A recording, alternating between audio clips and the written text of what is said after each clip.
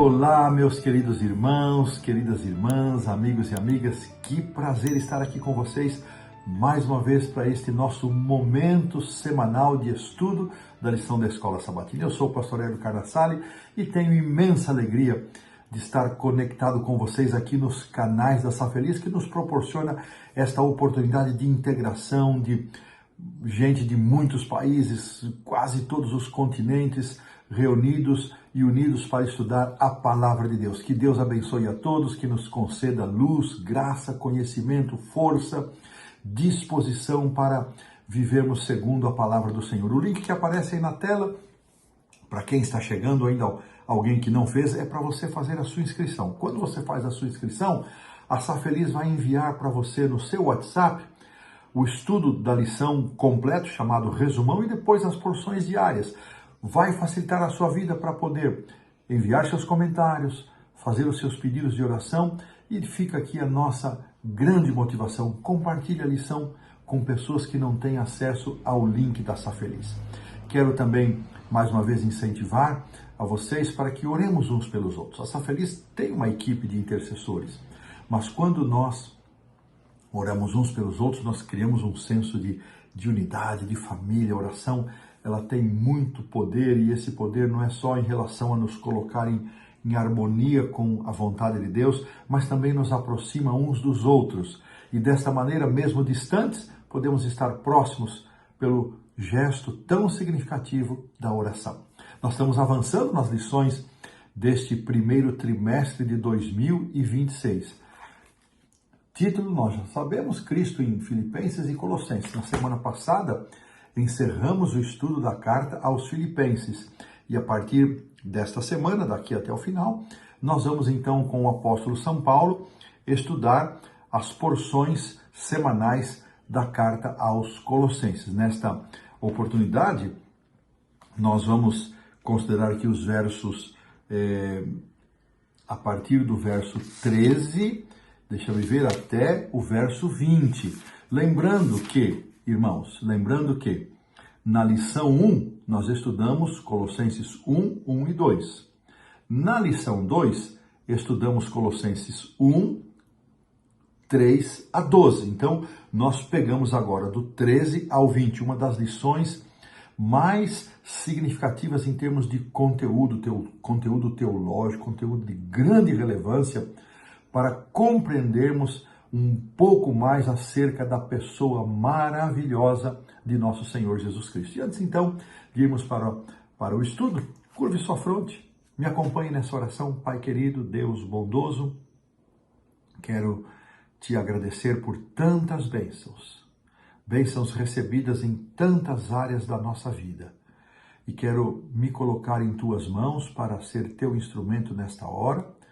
E rogo, Senhor, que haja disponível para todos nós sabedoria, entendimento, boa compreensão e disposição de vivermos segundo aquilo que aprendemos. Pai querido, une esta grande família por meio do teu Espírito Santo e ajuda-nos, Pai, a termos o mesmo foco e objetivo, que é um dia estarmos contigo na eternidade. Assim nós oramos, pedimos e agradecemos em o nome do Senhor Jesus, o teu Filho, que vive e reina para todos sempre. Amém. A supremacia de Cristo, lição 8. Já passamos da metade do trimestre. Verso para memorizar vem de Colossenses 1, 15 a 17. Aqui na lição está apresentado na Nova Versão Internacional e diz assim: Ele é a imagem do Deus invisível, o primogênito sobre toda a criação, pois por meio dele foram criadas todas as coisas, nos céus e na terra, as visíveis e as invisíveis, sejam tronos, sejam soberanias, quer poderes, quer autoridades. Todas as coisas foram criadas por ele e para ele. Ele é antes de todas as coisas e por meio dele tudo subsiste. Colossenses 1, 15 a 17, e nós voltaremos neste texto na lição da segunda-feira.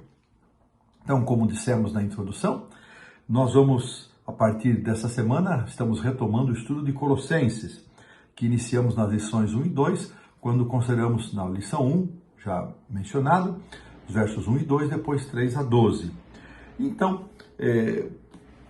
tomando aqui, eu vou convidar você a abrir a sua Bíblia lá em Colossenses, se você estiver em condições para isso, e nós vamos ler aqui os versos 12 a 14, que diz assim: dando graças ao Pai, que vos fez idôneos a partir que vos cabe da herança dos santos da luz, ele nos libertou do império das trevas e nos transportou para o reino do Filho do seu amor, no qual temos a redenção, a remissão dos pecados. Estes 3 versos, um com o qual terminamos a lição, o estudo lá da lição 2, e estes versos iniciais, o 13 e o 14, com o qual iniciamos a retomada de Colossenses, são destacados aqui que, especialmente o verso 12, é o final da oração de Paulo aos Colossenses. E ele descreve, a partir do verso 12, terminando esta oração, ele fala da herança dos santos na luz. E inicia dizendo que nós fomos libertados do império das trevas para o reino do Filho do seu amor. Então você tem a herança dos santos na luz com o reino do Filho do seu amor. Em contraste com o poder das trevas ou o império das trevas. Deus, o Pai, irmãos, nos deu a capacidade, nos chamou e nos capacitou e nos capacita para desfrutarmos desta herança dos santos na luz, do reino do Filho do seu amor. Ele nos deu o poder, nos chamou para isso. E exercendo a nossa liberdade de escolha, o nosso livre-arbítrio, nós que aceitamos a Jesus como nosso Salvador pessoal, passamos a pertencer e a desfrutar desta herança dos santos na luz já agora, por antecipação, em vários aspectos, e somos membros do reino do Filho da Luz. Então, Deus nos tira desse mundo de pecado, Deus nos tira fora desse mundo de pecado e nos transporta para o reino do Filho amado, em quem nós temos a redenção, a remissão dos pecados, também podendo ser mencionada em quem temos libertação e perdão. Que coisa linda essa ideia. Em outras palavras, é por meio de Jesus, o nosso Senhor, que é também Deus e Criador, que recebemos a redenção, que recebemos libertação, que recebemos perdão. Ele realizou essa obra em nós. E pela fé nele, nós fomos transferidos do reino das trevas para o reino do seu Filho amado. Querido irmão, querida irmã, você sente que este é um privilégio, você agradece a Deus por esse privilégio de não estar mais no reino das trevas, no reino do domínio do pecado, mas pertencer ao reino do Filho, o reino da herança dos salvos. Que privilégio, que bênção, sejamos gratos por isso. Então, o autor vem mencionando que nesta semana vamos explorar algumas das declarações mais profundas e abrangentes do apóstolo São Paulo acerca da pessoa do Senhor Jesus, que são encontradas no Novo Testamento, uma preciosidade. Nós vamos refletir sobre vários títulos que o apóstolo São Paulo atribui a Jesus. E a lição do professor, o auxiliar, indo para lá na página 92 de quem tem a lição do professor, o autor vai dizer o seguinte, que a lição desta semana, ela vai destacar alguns títulos de Jesus. Quais são esses títulos? Imagem do Deus invisível, primogênito de toda a criação, cabeça do corpo, o princípio, primogênito dentre os mortos. E finalizando com a obra reconciliadora de Jesus. E são 2 destaques dados nesta lição, 2 ênfases muito importantes. São esses títulos, que nós vamos encontrar entre os versos 15 e 20, né?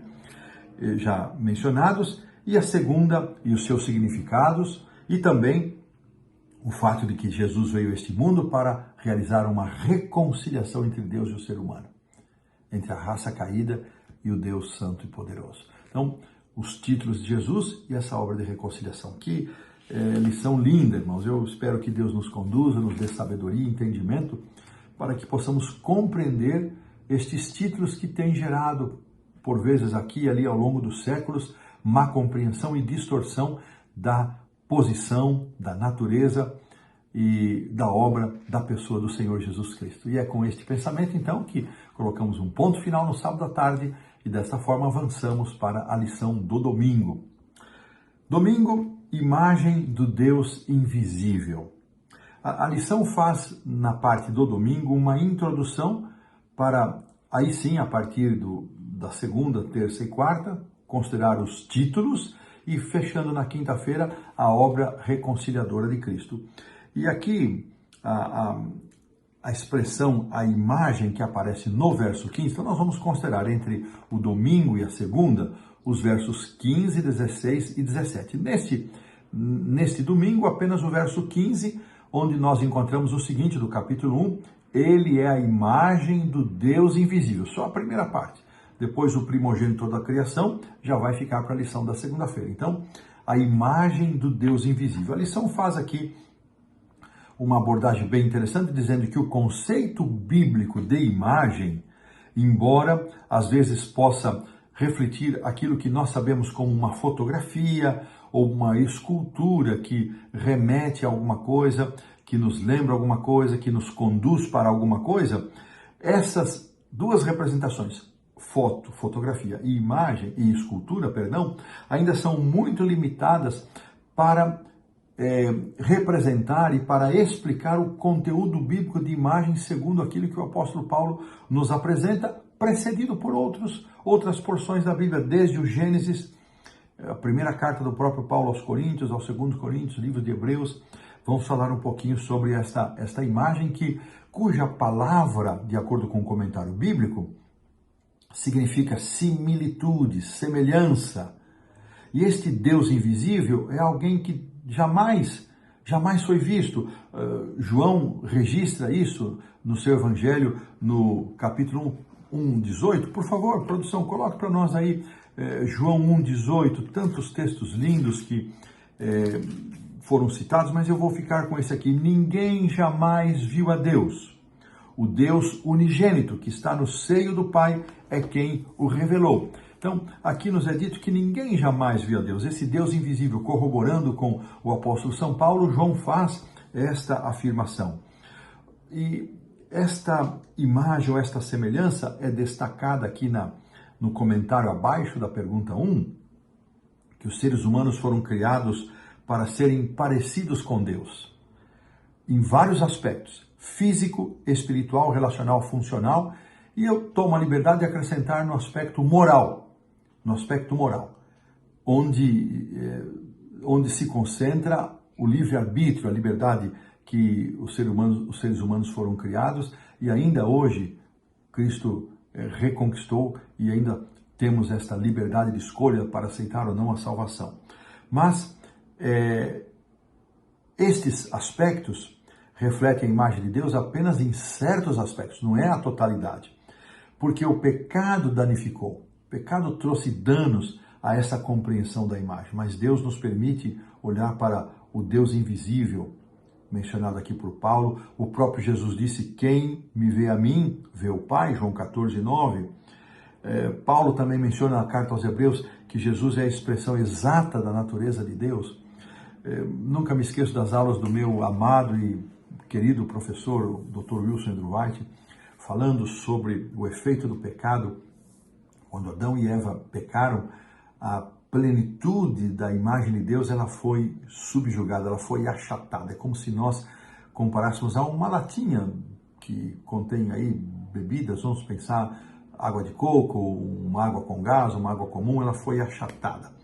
Então, a natureza pecaminosa dominando sobre a natureza espiritual pura e santa, ela achatou e ficaram apenas resquícios. Essa era a palavra que ele usava, resquícios. Me lembro dele falando em sua aula de teologia sistemática, resquícios da imagem de Deus. Não desapareceu, mas ela ficou diminuída. Com a obra redentora de Cristo, então a natureza espiritual pode ser a dominadora outra vez, mas não em plenitude. Haverá uma natureza pecaminosa subjugada, até que num abrir e fechar de olhos nós seremos transformados. Então, o ser humano ainda, com todos os seus desvios, com todos os danos que o pecado impôs, incluindo aqui a natureza, ainda há resquícios, ainda há porção da imagem de Deus no ser humano, mas muito arranhada, danificada pelo pecado. E assim nós entendemos, queridos irmãos e amigos, que ainda podemos nos regozijar. Ao olhar para Jesus, nós podemos ter um vislumbre mais dilatado, mais alargado daquilo que Deus teve como intenção fosse o ser humano. No auxiliar do professor, aqui na página 93, o autor vai fazer uma indicação que eu gostei muito, dizendo que a imagem do Deus invisível, ela aponta para a humanidade, a verdadeira humanidade de Jesus, referindo-se, portanto, à sua encarnação. Então, nesta expressão, ele é a imagem de Deus, é uma referência à encarnação e à sua verdadeira humanidade. A palavra grega aqui traduzido como imagem, que é eikon, é um termo frequentemente usado na Bíblia para indicar que algo é uma representação de outra coisa. Esse é o sentido desta palavra utilizada. Portanto, o conceito de representação, que vem desde o Gênesis capítulo 1, versos 26 e 27, em que Adão é descrito sendo criado à imagem de Deus, ele foi criado. Assim, Jesus veio ao mundo como o segundo Adão, olha que comparação interessante, para representar e revelar a Deus. Da mesma forma como o primeiro Adão foi criado à imagem plena de Deus, o segundo Adão veio para revelar e representar e revelar a Deus o Pai. Essa ideia significa que se em vez de Jesus, Deus Pai tivesse vindo ao mundo, ele teria sido exatamente como Jesus. Eu gostei desse pensamento. Quem me vê a mim, vê o Pai, disse Jesus a Filipe. E assim, desta maneira, nós colocamos um ponto final na lição do domingo. Avançando então para a segunda-feira, vamos agora sim fazer a leitura outra vez do verso 15 e acrescentar os versos 16 e 17. Produção, por favor. E assim nós lemos aqui nesta versão que nós temos utilizado para o nosso estudo, que é a revista e atualizada no Brasil, segunda edição, 15 a 17. Ele é a imagem do Deus invisível, que consideramos na lição do domingo, o primogênito de toda a criação. Pois nele foram criadas todas as coisas nos céus e sobre a terra, as visíveis e as invisíveis, sejam tronos, sejam soberanias, quer principados, quer potestades. Tudo foi criado por meio dele e para ele. Ele é antes de todas as coisas, nele tudo subsiste. Temos muito conteúdo aqui nesses versos. Já consideramos então o significado desta imagem de Deus, a lição de domingo. Então, vamos ficar agora com esta próxima frase, esse título, o primogênito de toda a criação.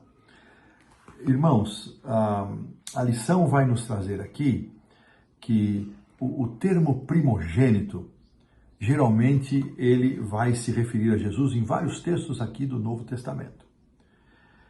E ele também se refere a Jesus aqui nas citações de Colossenses. No entanto, mesmo quando usado para outras pessoas que não são a pessoa do Senhor Jesus, o termo necessariamente não quer indicar ou não significa que essa pessoa fosse o primeiro filho. Para nós, hoje, na nossa linguagem comum, primogênito é o filho mais velho, é o primeiro filho de uma família. Assim, o conceito bíblico, diz a lição, de primogênito, enfatiza muito mais um relacionamento especial entre o filho e o pai, independentemente da ordem em que esse filho nasceu. Então aqui vai citar o exemplo de Davi. Embora fosse o mais novo de 8 irmãos, ele foi ungido como rei. E o Salmo 89, irmãos, é muito interessante esse salmo.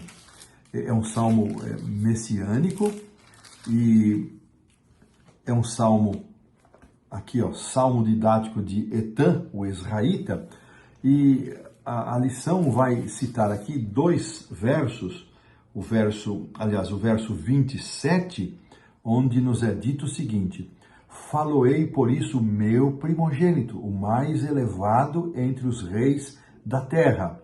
O 36 também, sua posteridade durará para sempre, o seu trono como o sol perante mim. Ele será estabelecido para sempre como a lua e fiel como a testemunha no espaço. E podemos ler outros versos, 29, farei durar para sempre a sua descendência. Então este salmo messiânico parece que extraído daqui vem esse reforço de que o primogênito tem muito mais a ver com uma função que a pessoa exerce, com um papel que o chamado primogênito exerce. E o caso de Davi é o próprio exemplo. Era o filho mais novo, ele foi chamado para ser rei, e dele, então no verso 27, ele seria feito primogênito porque ocuparia uma função de autoridade. No auxiliar do professor, na página 93, nós encontramos que o primogênito de toda a criação, juntamente com todos os demais títulos atribuídos a Jesus nessa porção aqui de Colossenses, eles tiveram como um propósito: destacar a sua preeminência, cada um enfatizando diferentes aspectos da sua obra redentiva. Então, é um destaque da elevada posição da preeminência do Senhor Jesus, destacando aspectos distintivos da sua obra redentora. O título primogênito de toda a criação antecipa o que vai aparecer no verso 18, que ele é o primogênito entre os mortos. Ele é uma antecipação dessa declaração que nós iremos ver depois na lição aqui deixa eu ver que dia, o verso 18, na lição da terça-feira. Então, esse título, estão relacionados, o primogênito de toda a criação com o primogênito dos mortos, e esse uso do termo, ele tem profundas raízes no Antigo Testamento. Ele pode ser interpretado de duas maneiras, não opcionais, ou uma ou outra, mas duas conjuntas. Primeira, ele representa Jesus como governante sobre toda a criação, ressaltando assim a sua singularidade e superioridade. Então ele é um governante. Segundo, Jesus como eternamente pré-existente e criador de todas as coisas. Então, essas duas ênfases ao chamar o Jesus como primogênito de toda a criação. Ele é o governante de toda a criação, em todos os sentidos e dimensões, e ele é pré-existente eternamente e o criador de todas as coisas. Muito clara esta explicação. E aqui, para não haver dúvidas, Paulo não sugeriu em nenhum momento, nem por sombra de dúvida, que Jesus fosse o primeiro a ser criado. O primogênito de toda a criação, o primeiro a ser criado. Fora de questão. Não tem nada a ver com isso. Tanto é que ele vai defender Jesus como o grande criador. Pelo contrário, ele nega essa possibilidade e ele destaca que Deus criou ou entregou a Jesus como a função de um agente principal, embora a Trindade estivesse unida na criação. Essas expressões mostram que Jesus foi o agente pessoal por meio do qual a Trindade, Deus, realizou toda a criação. A declaração de Paulo, ela é muito abrangente, não é uma declaração simplista. Tudo, ou seja, todas as coisas, tudo foi criado. Essas são duas expressões muito significativas. Significa, irmãos, que um absolutismo. Em que dimensões? A lição vai explicar aqui 3 dimensões. Primeira, uma dimensão espacial, céus e terra. É uma dimensão ontológica. Todos os seres, visíveis e invisíveis. E também é uma dimensão funcional. Seja trono, soberania, poder, autoridade, tudo foi criado por ele. A expressão poderes e autoridades, que aqui na nossa versão aparece como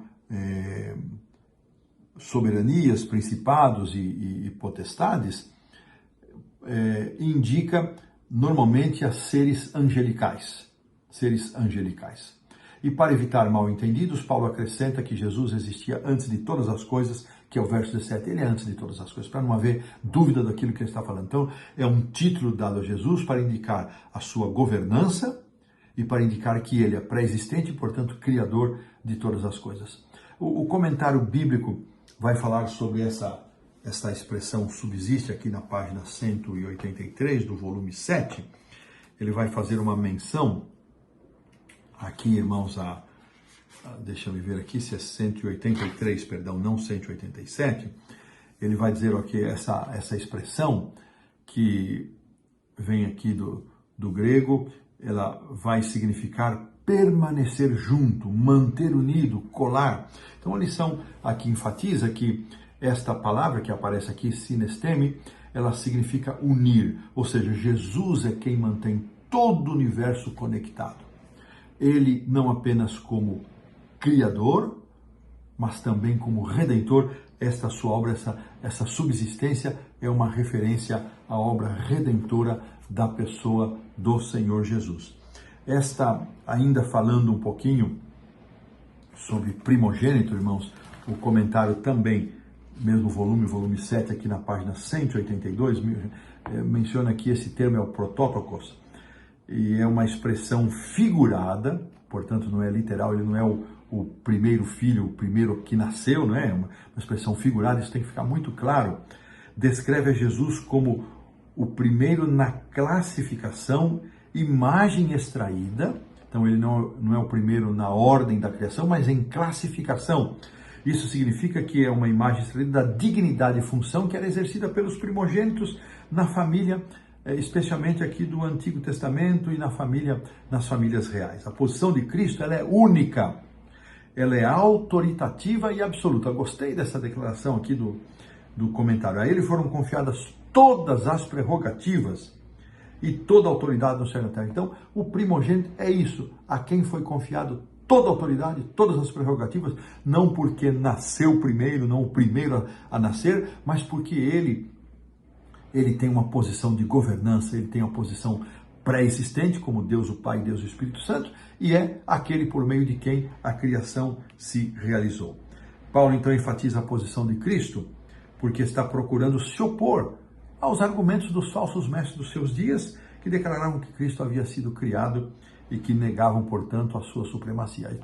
Não é diferente hoje, há correntes que vão por essa mesma linha, mas aqui a pessoa do Senhor Jesus é exaltada, e eu espero que esse título, primogênito de toda a criação, exaltando a pessoa de Jesus, a sua autoridade, a sua governança, ele pré-existente, criador de tudo e de todas as coisas, esteja bem claro para todos nós, e desta maneira colocamos um ponto final na lição da segunda-feira. Avançamos para a terça-feira, a cabeça do corpo. E aqui então nós vamos encontrar o verso 18, né? O verso 18. Vamos ler, por favor, produção, coloque para nós. Ele é a cabeça do corpo, vírgula, da igreja. Ele é o princípio, o primogênito dentre os mortos, para em todas as coisas ter a primazia. Este verso, considerado aqui na quarta-feira, está, de certa maneira, bastante ligado à declaração que nós lemos aqui no verso 16, e, aliás, no verso 15, que é o primogênito de toda a criação. O auxiliar do professor, ele traz aqui para nós esse conceito de cabeça, não é? Dizendo que a expressão cabeça do corpo sugere tanto a autoridade de Jesus sobre a igreja, quanto o seu terno cuidado por ela. Que coisa linda! Cabeça é a sua autoridade e o seu cuidado. Assim como cabeça da igreja, Jesus não exerce só autoridade, ele provê crescimento, nutrição e, mais importante ainda, ele é o salvador da igreja. Ele salva a igreja porque a ama. Assim, a metáfora da cabeça era bastante semelhante à imagem do pastor. Olha que comparação, eu confesso que nunca havia lido sobre essa comparação, achei linda. Nesse papel, Jesus conduz a igreja para as fontes de águas vivas. Nos lembramos lá de Salmo 23, de Apocalipse 7:17. Ele conhece as suas ovelhas e é conhecido por elas, João 10:14. E ele a ama, e por isso ama tanto que pode dar a sua vida por ela e tornar a tomá-la, João 11:15, com o propósito de conceder vida eterna. Então, o cabeça nos remete a uma posição de autoridade, mas também uma posição de amor, terno amor, cuidadoso amor, similar à figura do pastor, que tem autoridade sobre as suas ovelhas, mas trata do rebanho com amor, com essas características aqui mencionadas. Que comparação linda! Eu sempre, irmãos, não deixo de dizer quanto amo as lições da escola sabatina. Aqui a lição trouxe sete exemplos, eu não vou aqui citá-los, são talvez um ou dois. Moisés escolheu homens capazes de todo Israel, os pôs por cabeça, apontando como liderança. Os cabeças das casas dos pais na congregação, liderança. Deus colocaria Israel por cabeça, supremacia, não é? e assim por diante.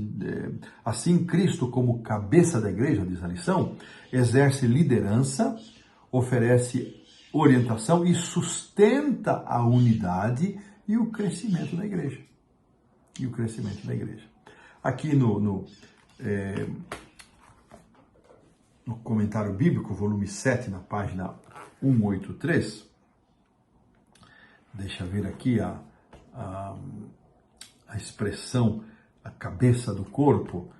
O comentário diz o seguinte: assim como a cabeça provê ao corpo o poder de planejar, governar, decidir, e todas as atividades do corpo são continuamente dependentes do funcionamento dela, Cristo é a cabeça do corpo espiritual. Essa ilustração é muito frequente nos escritos de Paulo. Uma menção aí atrasada que eu fiz, irmãos, por esquecimento, é a expressão subsiste, não é? Que ele antes trouxe, voltando aqui ao verso 17, me perdoe, não quero criar confusão, mas não posso deixar passar essa questão do subsiste, que eu fiz uma breve menção. O comentário, ele diz que a forma verbal em que aparece essa expressão enfatiza uma organização original e uma manutenção permanente de organização. Então, essa expressão unido, com a qual eu terminei a lição da segunda-feira, ela pressupõe, faltou dizer isso, ela pressupõe uma organização original e uma manutenção dessa organização. O papel de Cristo fazendo subsistir. E esta expressão aqui, irmãos, a primazia, significa que Cristo deve manter a primeira posição. Esse é o aspecto. E aqui o princípio, voltando agora, então, não querendo criar confusão, porque eu fiz essa volta ao verso 17, mas voltando aqui, ele é o princípio e aqui vai aparecer o primogênito dentro de nós. Vamos começar com o princípio. Então, já que eu estou com o comentário aberto, o princípio demonstra, não é que é o princípio na ordem do tempo, do início, não é esse o sentido, mas demonstra a prioridade de Cristo quanto ao tempo e à posição. E de modo passivo. Do modo ativo, no fato de ele ser o originador de todas as coisas. Ele é o originador, ele é o princípio, ele é o principiador, ele é o causador. Alguns entendem a expressão como aplicada especialmente para o que vem a seguir, declarando que Cristo é o princípio daqueles que se erguerão dentre os mortos. Paulo chama de primícias dos que dormem. Aqui Jesus é apresentado, irmãos, então, princípio e o primogênito dentre os mortos. Jesus é apresentado diante dos crentes como possuindo não apenas a primazia de prioridade no tempo, mas também na precedência em poder e prestígio. Uma vez que ele existe antes de todas as coisas, não pode ser uma emanação ou pertencer a uma ordem menor secundária da criação. Então Paulo aqui está contra-argumentando os argumentos falsos dos mestres. E é muito importante a gente ter claro isso, o significado desta expressão, princípio e também o primogênito dos mortos. Então vamos ver o que o auxiliar do professor falou sobre o termo princípio. A imagem de Jesus como princípio de todas as coisas não era uma coisa incomum no Novo Testamento, então não é novidade.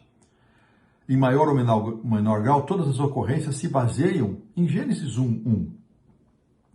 Embora a declaração de Mateus 1:1 não aparece explicitamente a expressão princípio, a frase da genealogia de Cristo sugere isso.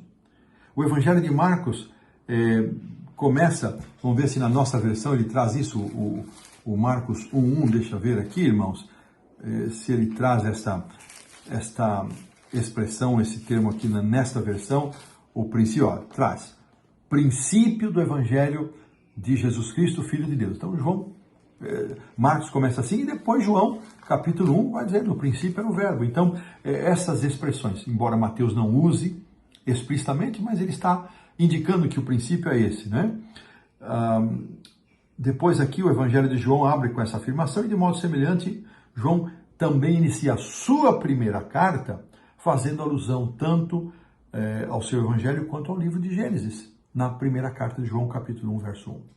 Por fim, o Apocalipse atribui a Jesus o título, o princípio da criação de Deus. Assim, o título, o princípio, aponta para o papel de Jesus como nosso Criador e Redentor. Ele não é o princípio por ter um começo, ele é o princípio por ser o principiador, por ser o começador de todas as coisas criadas. Eu acho que com isso há clareza. E o primogênito entre os mortos. Vamos deixar claro também o uso que Paulo faz desse termo. É muito semelhante ao uso que João fez lá em Apocalipse 1:5, usando a mesma expressão. E aqui mais uma alusão ao Salmo 89, que é um salmo messiânico, verso 27, fala que farei deles o meu primogênito. Depois parece que esse Salmo 89 ele é um comentário lá de 2 Samuel 7, 8 a 16, a escolha de Davi, que detalha a aliança de Deus com Davi. Esse texto se refere a alguém maior como uma figura humana. O Novo Testamento, então, indica que Jesus é o filho de Davi num sentido escatológico. Ao aplicar o título primogênito a Jesus, Paulo apresenta como cumprimento, isso aqui eu achei fantástico, o cumprimento da promessa da aliança de Deus feita a Davi. Então, ele é o primogênito porque ele vem cumprir aquela aliança que prometia eternidade à casa de Davi. Eu espero que, desta maneira, o conceito de princípio e primogênito estejam muito claros. Aqui, ainda fortalecendo, irmãos, este conceito, a lição diz que a palavra empregada aqui, traduzida como princípio, arquê, tem um significado amplo. Ela se refere a Jesus como fonte, como o iniciador da igreja, portanto, a cabeça, da mesma forma que o princípio ou é também o principiador ou iniciador da criação. Ele não é apenas o originador da criação, mas também por meio de sua ressurreição, ele é o originador da nova criação. Aqui mais um ponto de compreensão para o primogênito entre os mortos. Ele é o originador da criação, o principiador, por isso é chamado de princípio, não por ter tido um começo, mas por ter dado um começo às coisas criadas. E desta maneira, por meio de sua ressurreição, ele também agora é o originador da nova criação. Isso explica porque ele é chamado de primogênito dentre os mortos. A ressurreição de Jesus é a mais importante, mesmo não tendo sido a primeira. Moisés e também Lázaro, para citar dois casos. Sem a ressurreição de Cristo, ninguém poderia ser ressuscitado. Eu creio que aqui as razões por que Paulo apresenta a supremacia de Jesus, um resumo interessante, 7 aspectos, vamos apresentá-los. Ele é a manifestação perfeita do Deus invisível, está na lição da quarta final. Ele é o agente por meio do qual todas as coisas foram criadas, ele existe antes de todas as coisas e tudo é mantido unido nele. Ele é a cabeça da igreja, que é o seu corpo. Ele é o iniciador da criação e da nova criação. Ele venceu o pecado e a morte, garantindo o direito de ressurreição para todos os que confiam nele como Salvador, e ele sempre existiu, mas agora, por causa de tudo, ele é reconhecido como cabeça suprema da humanidade e da igreja. E desta maneira, com estes pontos em destaque da exaltação e da supremacia de Cristo, colocamos um ponto final na lição da quarta. Então avançamos para a lição da quinta-feira, onde vamos encontrar aqui 2 versos mais. Deixa eu voltar aqui para Colossenses, e a produção vai nos ajudar aqui, projetando os versos 19 e 20 do capítulo 1, que dizem assim: porque aprouve a Deus que nele residisse toda a plenitude, e que, havendo feito a paz pelo sangue da sua cruz por meio dele, reconciliasse consigo mesmo todas as coisas, quer sobre a terra, quer nos céus. Então, aqui uma exaltação acerca da reconciliação. Vou recorrer novamente ao texto do auxiliar do professor, que de forma bastante interessante ele afirmou que tudo que Jesus fez resultou em sua exaltação no primeiro lugar, ao primeiro lugar em todas as coisas. Tudo que ele fez, toda a sua obra criadora e redentora. Em outras palavras, Jesus é plenamente Deus, ao mesmo tempo em que é plenamente homem. Sendo assim, ele cumpriu os requisitos necessários para reconciliar o ser humano com Deus. Não apenas o ser humano, mas toda a criação será pacificada e reconciliada, e plena harmonia será restaurada. E aqui, irmãos, vamos buscar aqui alguma compreensão. Essa plenitude de reconciliação envolve vários aspectos: a eternidade, a autoexistência de Deus, seu poder de criar e recriar. O mais importante, porém, é que essa plenitude revela a sabedoria divina em vencer o pecado e a morte por meio do método mais inimaginável, que é a cruz. A única maneira de derrotar o pecado para sempre restaurar todas as coisas está resumida nesta gloriosa verdade. Deus amou o mundo de tal maneira que deu seu Filho unigênito, para que todo aquele que nele crê não pereça, mas tenha vida eterna.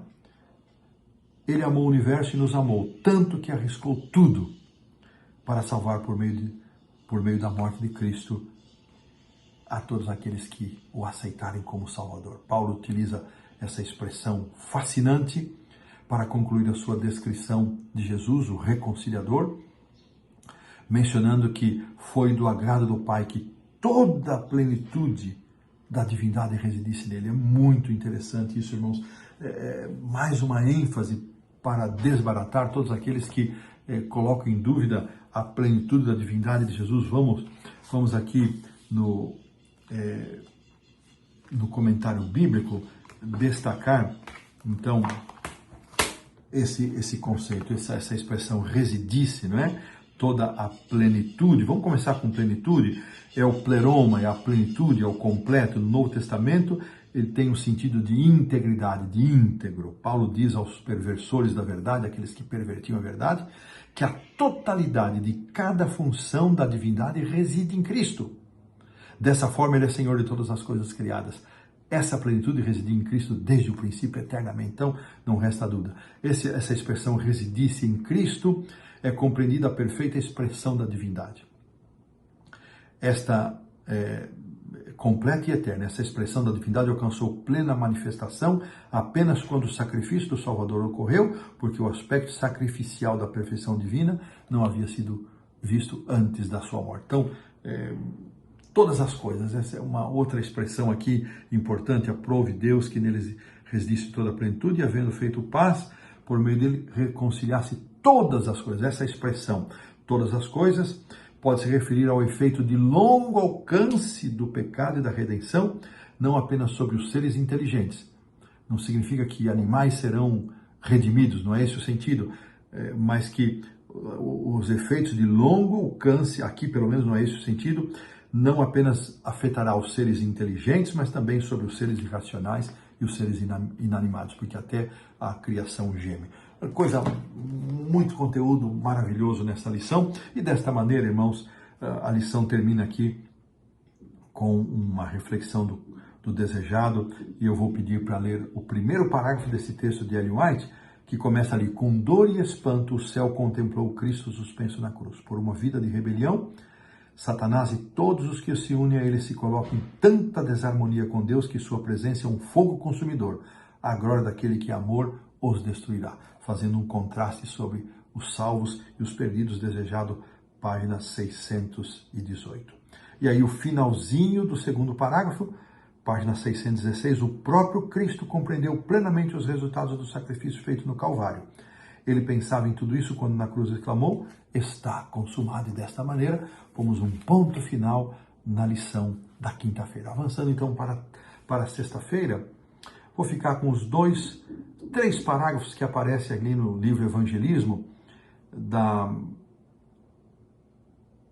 de Ellen White, maravilhoso, Dom Profético Sempre, páginas 425, 426, e diz assim: o Pai é toda a plenitude da divindade corporalmente. O Filho é toda a plenitude da divindade manifestada.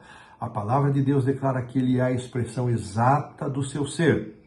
Cristo é o Filho de Deus, pré-existente, existente por si mesmo. Jesus nos garante que nunca houve tempo em que ele não existisse em íntima comunhão com o eterno Deus. Ele era igual a Deus, infinito e onipotente. É o Filho eterno, existente por si mesmo. Que declarações maravilhosas, que Deus nos abençoe com esta compreensão da exaltação, da supremacia, da primazia do incomparável Jesus, o nosso Senhor e Salvador. E desta maneira colocamos um ponto final na lição da sexta-feira, na lição desta semana. Eu convido você a uma palavra de oração. Senhor Deus, Pai nosso, graças te damos por todas as bênçãos recebidas, por tuas providências maravilhosas. E ao termos uma compreensão da autoridade do Senhor Jesus como cabeça da igreja, como princípio, como originador de toda a criação, como nosso Redentor, como nosso Salvador, nós nos inclinamos e o adoramos e reconhecemos e glorificamos a Jesus, nosso Senhor, a Deus, o Pai e ao Espírito Santo, e te louvamos por tudo aquilo que o Senhor fez, faz e ainda fará por nós. Abençoa-nos, Pai, com esta compreensão maravilhosa da obra de Cristo e que Ele seja exaltado em nossa vida, em nossas palavras, em nosso proceder e que a graça do Senhor Jesus abunde na nossa vida, transborde em nós para que sejamos filhos fiéis, andando na luz. Eu te peço e agradeço, Senhor, e peço pela família mundial que nos acompanha e que exerce fé em tantas circunstâncias diferentes, aqueles que sofrem e padecem sofrimento e perseguição por causa da verdade. Oramos sobre eles também e oramos agradecidos em nome do Senhor Jesus, o teu Filho que vive e reina para sempre. Amém. Que Deus nos abençoe. Que a graça do Senhor esteja sobre nós. Até a próxima lição. Fiquem com Deus.